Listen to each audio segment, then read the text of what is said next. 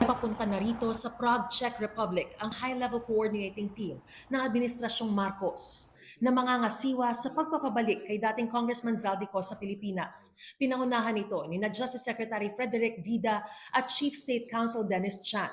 Mahalagaan nilang personal na makipag-ugnayan sa mga otoridad dito ang mga kinatawan mismo ng gobyerno ng Pilipinas para maidiin sa kanilang halaga sa Pilipinas ng pagpapanagot kay Ko. Naharap si Ko sa mga kaso malversation at graft and corruption kaugnay ng flood control scandal.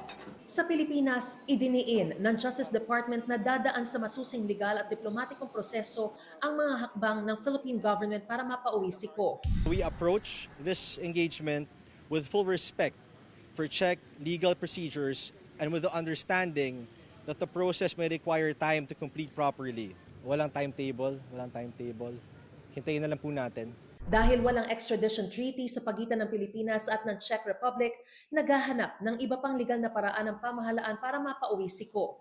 Pero umaasa ang Justice Department na ipadedeport si Ko. The fact that the Czech Republic is open to dialogue, that I think is very telling. Simple deportation, it's not only a faster route, but it's also a more plausible route than extradition. Sa ngayon, nasa kustodiya ng Czech authority si Ko. Sagot naman ng Malacanang sa tanong kung kumpiyansa itong mapapauwi si Ko matapos ang biyahe ni Secretary Vida. Kung Pilipinas lamang po ang pag-uusapan natin, definitely confident po tayo.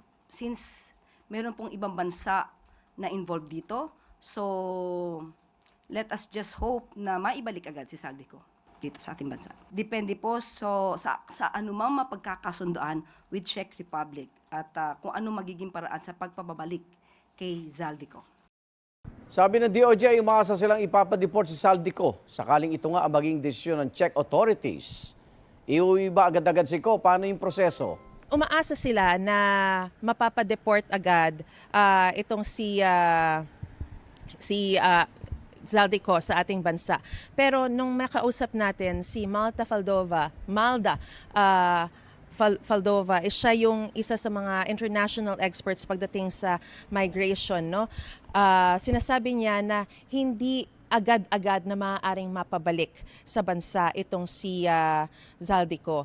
Of course, yung pagdating dito, kung sakaling dumating na rito at makipag-usap si Secretary Vida na isang mataas na opisyal mula sa ating bansa at makipag-usap siya sa mga opisyal ng Czech Republic, ay nagbibigay ng isang napakalinaw at mahalagang mensahe. It sends a signal, Igan.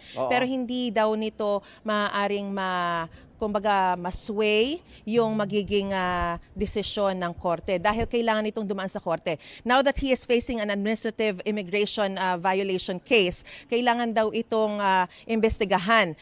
So kapag inimbestigahan ito at dinenay, for example, halimbawa mapatunayan na talagang guilty itong si Zaldico, maaari pa siyang pumunta sa appeals chamber at kung halimbawa i-deny din ulit ito, maaari pa siyang pumunta sa kataas-taasan o yung highest administrative court. So mahaba yung proseso. Kahit nasa deportation man lamang, pwedeng umabot daw yan ng months to even a year on extreme cases.